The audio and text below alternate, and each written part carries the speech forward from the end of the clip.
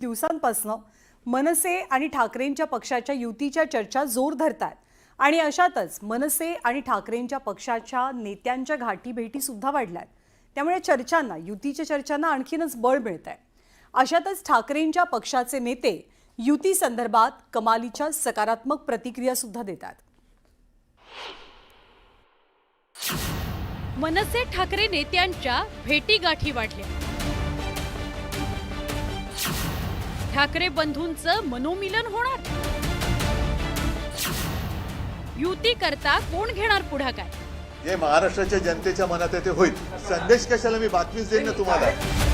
मनसे सोबतच्या युतीबाबत उद्धव ठाकरेंनी केलेल्या या वक्तव्यानंतर पुन्हा एकदा मनसे आणि ठाकरेंच्या पक्षाच्या युतीच्या जोरदार चर्चा सुरू झाल्या। एकीकडे उद्धव ठाकरेंनी हे वक्तव्य केलेलं असताना दुसरीकडे शिवसेना आणि मनसेच्या कार्यकर्त्यांचं डोंबिवली आणि नाशिकमध्ये मनोमिलन झाल्याचं बघायला मिळालं।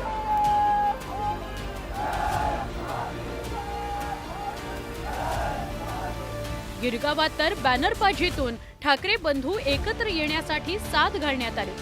अशातच मनसे आणि ठाकरेंच्या पक्षाच्या नेत्यांमधील गाठी भेटी वाढल्याचं बघायला मिळतंय। ठाकरेंच्या पक्षाचे नेते सुनील प्रभू आणि मनसे नेते नितीन सरदेसाई तसंच अजून काही नेते यांची लग्न समारंभामध्ये भेट झाली। शिवसेना उबाठा मनसेच्या युतीच्या चर्चेच्या पार्श्वभूमीवर सुनील प्रभू आणि नितीन सरदेसाई यांचं हस्तांदोलन खूप काही सांगून जाणार होतं। तर याच लग्न सोहळ्यात ठाकरेंच्या पक्षाच्या नेत्या विशाखा राऊत आणि मनसे नेते बाळा नांदगावकरांचीही उपस्थिती होती। विशेष म्हणजे काही दिवसांपूर्वीच सुनील प्रभूंनी या युती संदर्भात मोठं वक्तव्य केलं होतं। आमची तर प्रामाणिक इच्छा आहे की दोन्ही बंधू एकत्र यावे आणि महाराष्ट्राच्या मनातील प्रत्येक मराठी माणसाची पण इच्छा अशी आहे की दोन्ही बंधूंनी एकत्र यावं आणि मला असं वाटतं जे मनात महाराष्ट्राच्या आहे ते भविष्यात होईल असं चांगला पॉझिटिव्हली विचार आमच्यामध्ये पण आहे। कोण मध्ये ते वाटते दोघांना एकत्र करत? दोन भावामध्ये कोण नाही, दोन्ही भाऊच ठरवणार आहेत, दोघांच्या मध्ये कोण येऊ शकणार नाही। विशेष म्हणजे आदित्य ठाकरेंची या संभाव्य युतीबाबतची प्रतिक्रिया खूप काही बोलून जाणारी आहे। ठाकरेंच्या पक्षाच्या नेत्यांनीही आदित्य ठाकरेंच्या भूमिकेचीच री ओढली।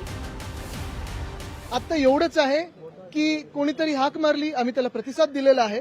आता पुढची ही जी काही पावलं असतील ती लोकांसमोर असतील, पण आमच्या मनात एवढंच आहे, साफ दिलानी साफ मनानी मुंबईसाठी, महाराष्ट्रासाठी, मराठी माणसासाठी जे कोणी लढायला तयार आहेत त्यांना सोबत घेऊन आम्ही पुढे जायला तयार आहोत। चर्चा सिर्फ मीडिया में शुरू है, हमारे दिल में वही है जो महाराष्ट्र के दिल में है और वो बात साफ है। कब तक क्लियर है? नहीं, कोई रिश्ते की बात नहीं चल रही, कोई फ्लर्टिंग नहीं चल रही। प्रयत्नाचा गरजच नाही, प्रयत्न कशा करता?